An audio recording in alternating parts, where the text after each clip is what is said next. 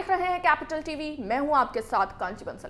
देश के पहले सीडीएस जनरल विपिन रावत 8 दिसंबर को एक हेलीकॉप्टर क्रैश में शहीद हो गए। वे तमिलनाडु के कोयम्बटूर जा रहे थे, तभी रास्ते में कुन्नूर गांव के पास उनका हेलीकॉप्टर क्रैश हो गया, जिसमें जनरल रावत की पत्नी मधुलिका समेत 14 लोग सवार थे, जिसमें से 13 लोग शहादत को प्राप्त हो गए और एक विंग कमांडर जिंदगी मौत की जंग लड़ रहे हैं। वहीं अब मोदी सरकार और खुद पीएम मोदी के सामने सबसे बड़ा सवाल ये खड़ा हुआ है कि अब किसे सीडीएस की जिम्मेदारी दी जाए। इसके लिए सबसे बड़ा प्रबल दावेदार कौन है, इस रिपोर्ट में देखिए।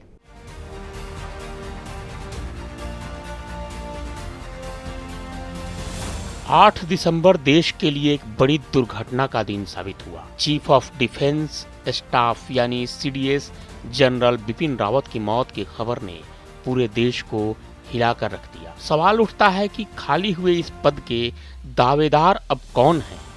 देश की सुरक्षा की अहम जिम्मेदारी अब किसके कंधों पर होगी? बिपिन रावत की मौत की खबर से सरकार और देश दोनों ही सदमे में है, लेकिन सवाल देश की सुरक्षा का है। इस दुर्घटना के बाद प्रधानमंत्री नरेंद्र मोदी ने सुरक्षा मामलों की कैबिनेट कमेटी की बैठक की। इसमें गृह मंत्री अमित शाह, रक्षा मंत्री राजनाथ सिंह, एनएसए अजीत डोभाल समेत कमेटी के सदस्य शामिल हुए। मीटिंग में बिपिन रावत की जगह नए सीडीएस के नाम पर चर्चा हुई, लेकिन इस बैठक की तस्वीरें देखने के बाद एक बात तो साफ है कि पीएम मोदी, केंद्रीय गृह मंत्री अमित शाह, रक्षा मंत्री राजनाथ सिंह और एनएसए अजीत डोभाल काफी दुखी दिख रहे हैं। उनके चेहरे से ये बात साफ झलक रही है। सरकार किसे अगला चीफ ऑफ डिफेंस स्टाफ नियुक्त करेगी, यानी देश के दूसरे सीडीएस की जिम्मेदारी कौन संभालेगा, ये तो कोई नहीं जानता, लेकिन हाँ, संभावना जरूर व्यक्त की जा सकती है। यह पद इतना अहम है कि किसी सीनियर और अनुभवी अधिकारी को ही इसके लिए चुना जा सकता है। इस लिहाज से देखें तो तीनों सेनाओं, आर्मी, नेवी और एयरफोर्स के चीफ इसके प्रबल दावेदार हैं। किसे चुना जाए, इसका कोई बना बनाया ढांचा नहीं है, लेकिन संभावनाओं के आधार पर कहा जा सकता है कि तीनों सेना के प्रमुखों में सबसे सीनियर और अनुभवी व्यक्ति को चुना जा सकता है। इस लिहाज से नौसेना अधिकारी एडमिरल करमबीर सिंह सबसे जूनियर हैं। बचे थल सेना और वायुसेना के प्रमुख। थल सेना प्रमुख जनरल मुकुंद नरवणे और वायुसेना प्रमुख एयर चीफ मार्शल विवेक राम चौधरी हैं। इन दोनों में भी अगर अनुभव और सीनियरिटी देखें तो एमएम नरवणे की दावेदारी सबसे प्रबल है। नरवणे 60 साल के हो चुके हैं। उन्हें जनरल बिपिन रावत के बाद सेना प्रमुख नियुक्त किया गया था।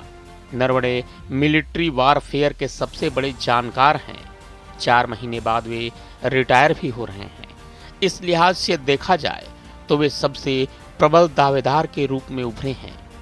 इससे भी बड़ी बात यह है कि वे जनरल बिपिन रावत के जूनियर के तौर पर हर नीति को समझते हैं और पीएम मोदी के विश्वसनीय लोगों में से एक हैं। सीनियरिटी, विश्वसनीयता और कार्यकुशलता, इस तरह से जनरल मुकुंद नरवणे सबसे प्रबल दावेदार हैं। जनरल नरवणे मौजूदा समय में सेना प्रमुख हैं। इसके पहले वो सेना के उत्तरी कमांड के प्रमुख थे। सेना में अपने 4 दशक के कार्यकाल में नरवणे ने कई चुनौतीपूर्ण जिम्मेदारियों को संभाला है। उन्होंने कश्मीर से लेकर नॉर्थ ईस्ट राज्यों में अपनी तैनाती के दौरान आतंकी गतिविधियों को रोकने में अहम भूमिका निभाई है। नरवणे श्रीलंका में 1987 के दौरान चलाए गए ऑपरेशन पवन में पीस कीपिंग फोर्स का हिस्सा रह चुके हैं। जनरल एमएम नरवणे ने 1 सितंबर को भारतीय सेना के उप प्रमुख का पदभार ग्रहण किया था। नरवणे पुणे से ताल्लुक रखते हैं। वे राष्ट्रीय रक्षा अकादमी यानी एनडीए पास आउट हैं। जून 1980 में सिख लाइट इन्फेंट्री रेजिमेंट की 7वीं बटालियन में वे शामिल हुए थे। नरवणे को सबसे चुनौतीपूर्ण क्षेत्रों में काम करने का अनुभव है। उनके पिता मुकुंद नरवणे भारतीय वायुसेना से रिटायर हुए थे। उनकी मां सुधा नरवणे लेखिका और न्यूज ब्रॉडकास्ट थी। पुणे के ऑल इंडिया रेडियो से जुड़ी हुई थी। पिछले साल ही उनका निधन हुआ है। लेफ्टिनेंट जनरल नरवणे ने पुणे के ज्ञान प्रबोधिनी प्रशाला से पढ़ाई की है।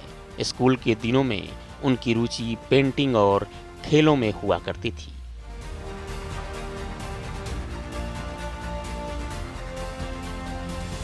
सीडीएस जनरल बिपिन रावत की कमी भरी तो नहीं जा सकती, लेकिन सवाल देश की सुरक्षा का है, तो इस पद को खाली भी नहीं रखा जा सकता। अब देखने वाली बात यह होगी कि पीएम मोदी किसे सेना का चीफ कमांडर बनाते हैं और कौन जनरल बिपिन रावत की जगह को भरता है। अभी के लिए बस इतना ही। देखते रहिए कैपिटल टीवी। जय हिंद।